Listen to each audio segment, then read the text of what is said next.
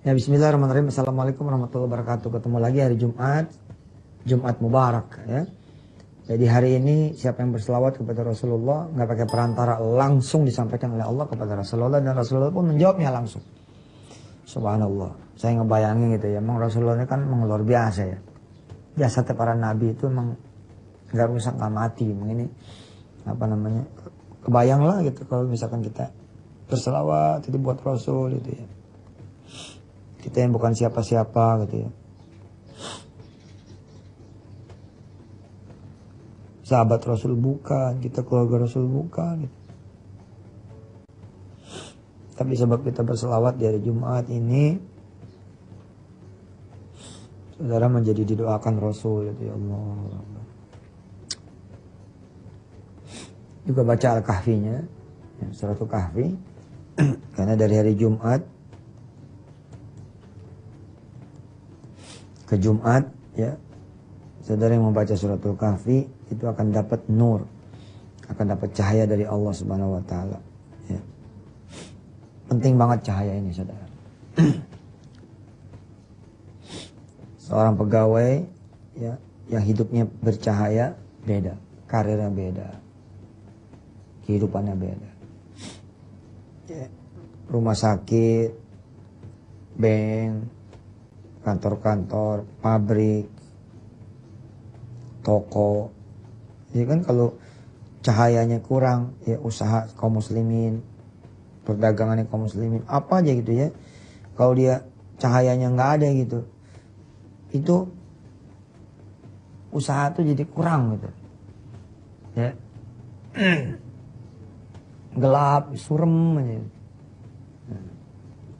Tapi kalau kemudian satu kantor begitu Kamis maghrib datang sampai Jumat maghrib satu kantor baca Suratul Kahfi semua, maka kantornya bercahaya gitu ya, terang gitu.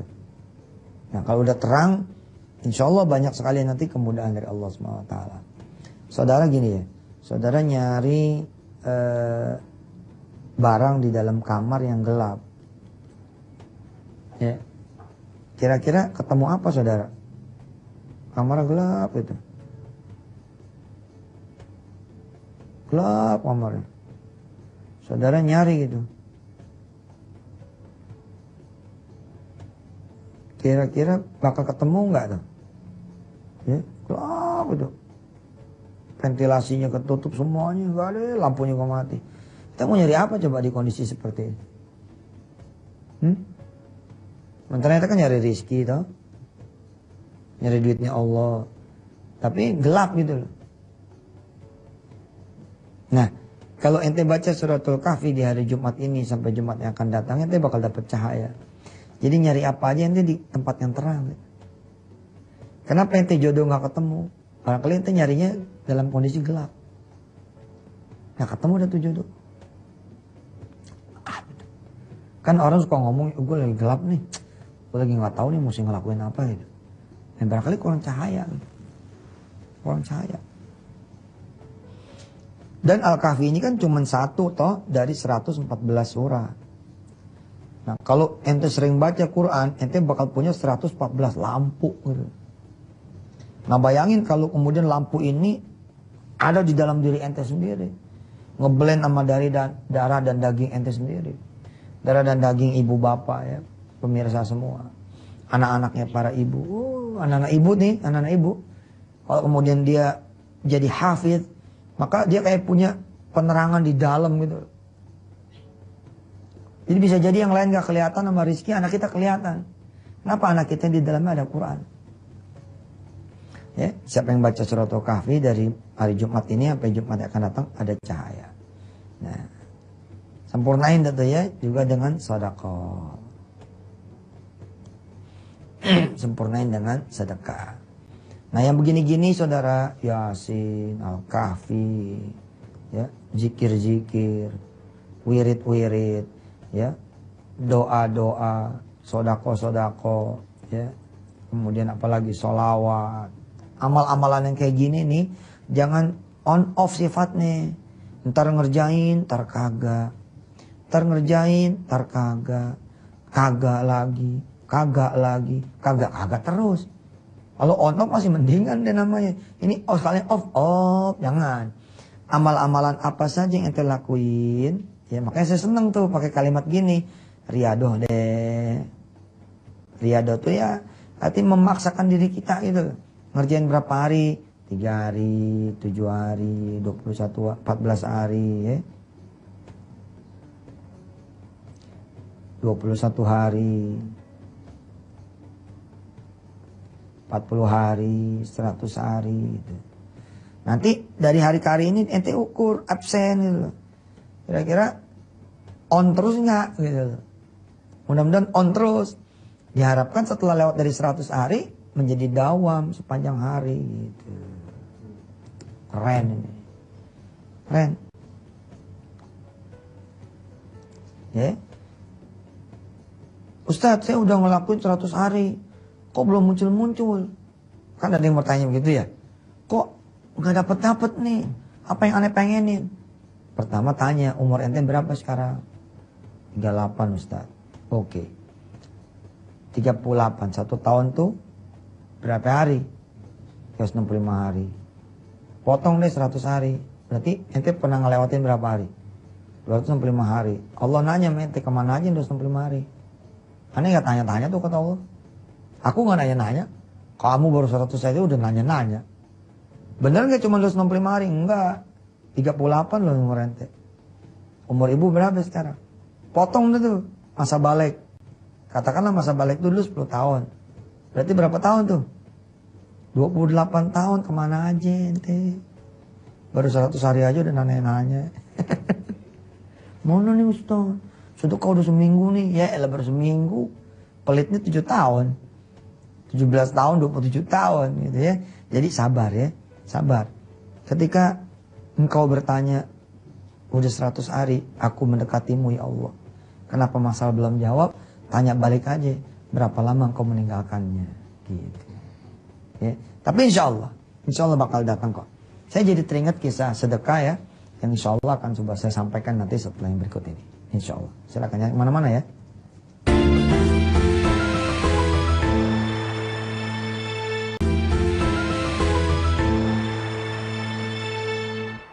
Jadi saya sangat mendorong ibu-ibu ya, mbak-mbak ya, untuk kemudian mendawamkan apa aja amalannya, jangan cuman sehari-sehari, seminggu-seminggu, tapi ceder gitu 100 hari, baca Yasin gak putus 100 hari, setahun, 3 tahun, efeknya jadi berasa.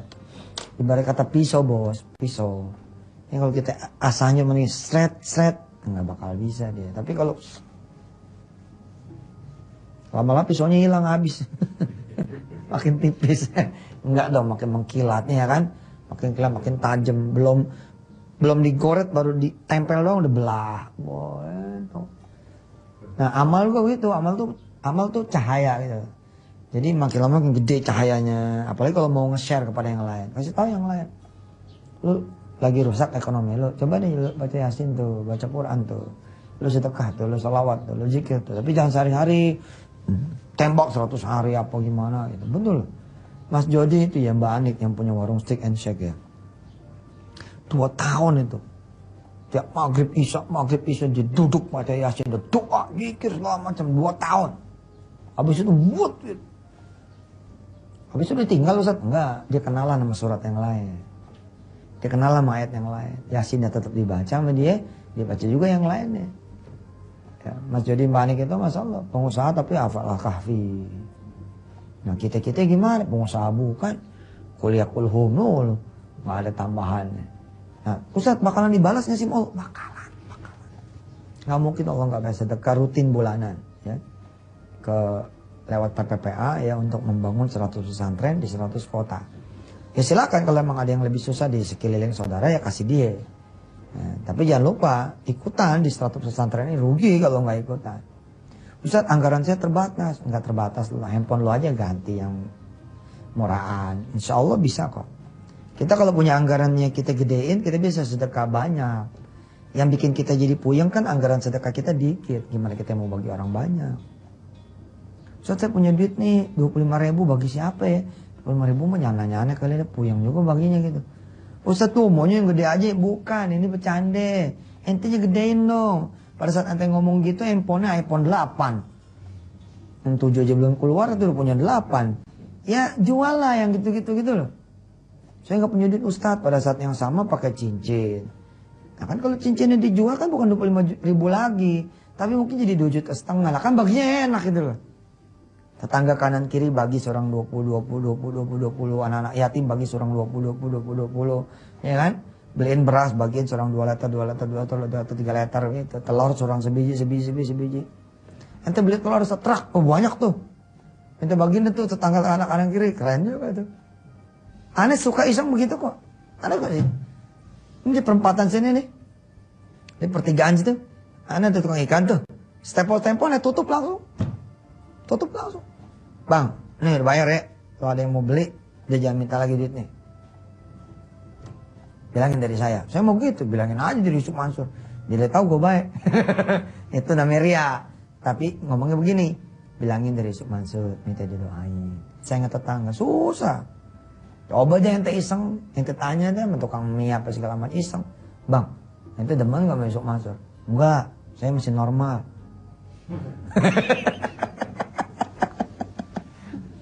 Gampang loh, bener. Untuk mengetahui orang tuh dicintai apa tidak kan gampang. Tanya tetangganya. Kalau tetangganya bilang, ya be, cuman sedih. Nah, udah berarti kan gue jelek. Jadi kalau ada orang yang pengen, kan ada tuh ya perusahaan suka apa namanya ya, studi ya, apa namanya istilahnya. Jadi Pak, ya R&D itu begitu dia mau naikin orang kan, dia teliti dulu nih. Kelakuannya bagaimana, apa ya gimana. Itu kan nggak wawancara. Kalau wawancara mah, lu orang baik bukan? Ya pasti jawabannya orang baik. Ya nggak? Lu hidupnya bener nggak? Pasti jawabannya bener. Caranya gimana? Caranya turun ke perusahaan, ngecek ke tetangga kanan kirinya tentang perilaku si karyawan yang mau dinaikin. Nah itu. Ya, tapi kita ikhlaskan diri karena Allah. Cuma maksudnya dengan kita bilang sedekah kita itu nanti orang jadi tahu. Begitu jadi tahu kita minta sama dia tolong doain. Nah doa jalan gitu loh. Daripada cuma diam-diam doang kita nggak dapat doanya juga. Iya kalau dia rajin. Nah ini kembali ya. Saya dorong bener teman-teman buat sedekah. Ini ada orang nih butuh naik gaji. Dia gaji 1 juta. Dia pengen naik gaji jadi 3 juta. Terus nggak denger dah nih tausiah saya lewat televisi. Ini cerita dia nih ya, mudah-mudahan bukan ria, bukan sum'ah. Saya juga bukan siapa-siapa lah. Tapi mudah-mudahan apa yang saya sampaikan berguna. Saya bilang, sedekah itu jangan dikali P. Ya. Ini rumus nih pemirsa. Tapi dikalinya T. Paham nggak? Paham nggak? Nggak paham. Dia gajinya berapa? 1 juta. Pengen berapa? Pengen 3 juta. Nah kalau ngitung sedekah itu, ini bukan masalah hitung-hitungan sedekah nih. Emang harus ngitung. Kalau nggak ngitung lo ntar sedekahnya selagu-lagunya. Iya kalau selagu-lagunya itu bagus. Kalau selagu-lagunya itu jelek gimana? Contoh misalkan, zikir pakai dihitung. Coba deh. Akhirnya nggak ngitung malah. Setelah nggak ngitung nggak zikir. Buat kita mah yang pemula-pemula begini mah jangan belagu dah. Kita masih perlu tasbih kok buat ngitung. Nah, kalau kita lepas tasbih ya udah lepas lagi dah gitu. Kecuali emang udah rutin dah tuh ya. Kayak megang gak megang begini ya tangannya gitu. Waktu ada penyakit emang gak bisa diem jempolnya. Wene. Kacau ya. Dia pun pengen gajinya naik tuh jadi 3 juta. Maka jangan dikali P. Tapi dikali T. Masih belum paham pemirsa? Kuis dah. Kuis. Telepon nih ke nomor ini. Hari Jumat nih banyakin sedekah. Jangan dikali pokok. Paham? Dikalinya target. Kayak ini pokok. Kalinya target. Ente kan kalau sedekah tuh kali pokok terus. 2,5 kali berapa? Kali berapa? Kali P. Kalau dikali P berarti 2,5% kali 1 juta. Jangan begini, ilmu sedekahnya nggak benar. Yang benar gimana? Kali T. Kali 3 juta bos. Kalau dikali P munculnya 25.000. Tapi kalau dikali T, dikali target, ya munculnya berapa? 75.000. Paham? Paham? Kenapa kita kalinya kali T? Supaya ada logika terbalik. Kan ente punya 1 juta nih, ente kalau 2,5. Kalau ente keluarin di depan, 2,5 dapat 1 juta. Kan kiranya begitu. Nah ente balik nih, gedein tuh. Jadi kali T, kali target. Ketika ente kali T, kali target 3 juta. Allahu Akbar.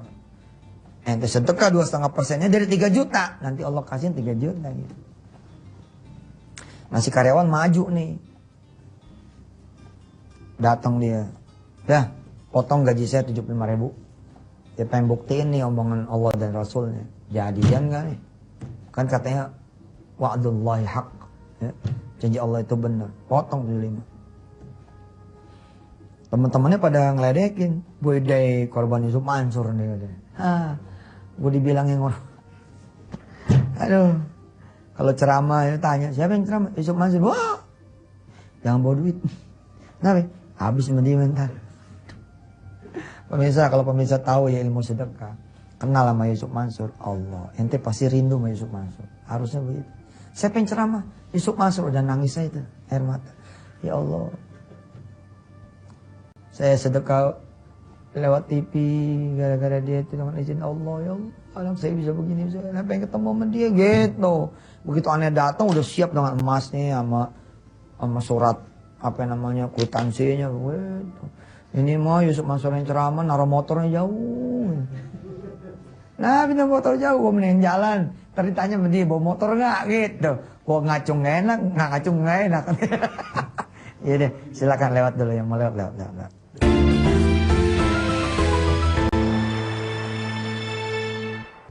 Ya bismillahirrahmanirrahim. Jadi si karyawan yang punya gaji 1 juta, pengen naik dari 3 juta, dia tembak dari 3 juta. Itu bos. Jadi kalinya target, ceder gitu.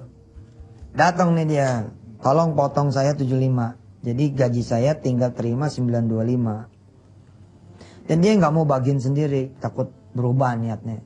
Jadi dia bilang sama teman kantornya, sama bagian keuangan, potong aja langsung. Potong langsung 75. Ditanya, mau emang tumben lu sedekah gede ini, mana ceritanya? Gue pengen naik gaji gue 3 juta. Dah.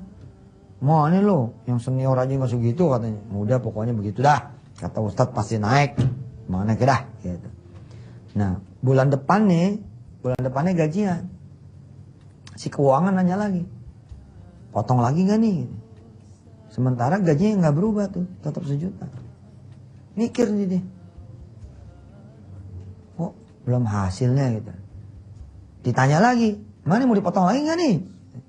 Iya, potong. Potong bulan kedua 75 lagi ceter. Pulang bawa 925 lagi. Bulan ketiga gak berubah juga. Mulai nih dia ragu-ragu nih. Tapi karena udah 3 bulan udah dipotong melulu, si kasir gak nanya lagi sama dia. Main potong aja, disangkanya udah emang rutin begitu kali. 925. Akhirnya dia pasrah dia tuh. Pasar jatuh sampai bulan ke berapa gitu ya, 8 sampai bulan ke 10 gitu. Subhanallah, ada keajaiban bos. Diputusin sama pacarnya. Ini kalau kita jadi dia nih, nyesek banget deh. Udah nggak pernah dibalas, sama pacar putus lagi. Mana sih Allah nih gitu kan ya. Tapi disitulah rahasia Allah. Bulan ke-11 dia dijodohin sama temennya. Nggak pakai proses panjang kali lebar, nikah bulan ke-11. Sementara potongan jalan terus nih, Julima. Baru nikah 2 mingguan, tuh mertuanya, Allah, jual tanah apa segala macem, berangkatlah ke Mekah, umroh dah tuh. Lah 1 orang itu kira-kira 12 jutaan apa zaman itu? 12 juta apa 11 juta gitu, ditambah tetap mengekang 12 juta lah. Lah dia berdua sama istrinya itu 24 jutaan. Ditambah dengan uang saku segala macam, nyampe 30 jutaan. Terus kalau dihitung-hitung lagi selama pesta apa segala macam, dalam keadaan miskin itu mertua zaman dulu, itu mertua nambahin 10 juta. 40 jutaan. Akhirnya dia testimoni, bener loh. Allah nggak ngezalimin loh. Kan kalau kita bayar tunai, kan kalau dibayar tunai ini sama Allah, sedekah dibayar tunai. Kan targetnya berapa? 3 juta. Dibayar tunai itu, jadi dia punya 2 juta kan. Tapi sama Allah nggak dibayar tunai. Dikumpulin dulu nih sama Allah nih 2 juta, 2 juta, 2 juta, 2 juta, sampai bulan ke-10, bulan 11, 22 juta. Bulan ke-12, 24 juta. Bentuknya apa? Bentuknya umroh, dapat istri yang salehah, dapat keluarga yang begitu dapat rezeki ingatnya Mekah. Susah loh. Subhanallah, makanya Allah nggak bohong. Benar pemirsa, ayo ikutan sedekah. Ente nggak percaya sama aneh, nggak percaya sama Darul Quran, nggak apa-apa. Ente sedekah kemana kita sesuka ente. Cuma jangan sampai nggak percaya. Kualat lu sama guru, masa sama guru nggak percaya? Ustadz, iya, terserah ada hak ente dah. Ente percaya sama niat baik kami, percaya sama visi misi kami. Yuk kita bangun yuk 100 pesantren di 100 kota. Gimana nih percaya sama Ustadz? Pesantren dibikin akhirnya bayar juga loh. Emang harus bayar. Kalau nggak bayar nggak ada usahanya. Usaha dulu dong. Tapi kan ini anak orang miskin. Saya kalau datang orang miskin nih, maaf nih, datang, Ustadz, Allah nih anak aneh keluarga miskin. Anak aneh nih bangsa 2 tahun lagi bakal selesai dari SD-nya. Bisa nggak dapat beasiswa? Aneh mah ya daripada ngejanjin beasiswa buat dia, mendingan aneh kasih amalan buat kaya buat dia. Bu ada waktu 2 tahun loh bu. Anak ibu sekarang kelas 4. Ya, berarti 3 tahun malah. 2 tahun setengah atau 3 tahun. Kenapa ibu nggak duha? Hajar duha bu. Tiap hari pak hajar duha 12 rakaat. Jangan-jangan begitu ibu datang nanti anak SMP, ibu bilang begini, oh, Ustadz, ada nggak 10 anak yang lain yang nggak bisa bayar? Saya yang bayar deh. Allah. Aneh tuh gitu orangnya. Daripada kita ngejanjin beasiswa, mendingan kita kasih tahu amalan supaya datang nih dia. Assalamualaikum Ustadz, aneh bisa nggak dapat beasiswa? Aneh tanya, kemarin naik apaan? Naik motor Ustadz. Udah lunas tuh motornya. Jangan cengar itu, mesem tuh. Udah Ustadz, yaudah motor tinggal. Ya Allah Ustadz, datang kemari mau minta beasiswa malah dapat sedekah motor. Lemes dah tuh orang. Tapi dengan cara itu bos, dengan cara itu abut. Jadi orang miskin jangan rindu sama zakat. Jangan rindu sama sedekah. Saya di sini Ustaz percuma Ustaz, berteman sama orang kaya. Apa percumanya? Nggak ada pengasihnya. Kan salah. Tambah jadi orang miskin tambah. Jangan begitu lah. Ente punya yang Maha Rahman, ibu punya Maha Rahman, punya Allah yang Maha Kaya. Udah merapat ke dia ya. Makasih.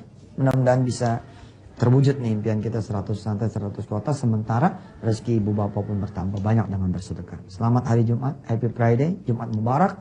Mudah-mudahan Allah SWT mempertemukan kita lagi hari Senin yang akan datang. Wassalamualaikum warahmatullahi wabarakatuh.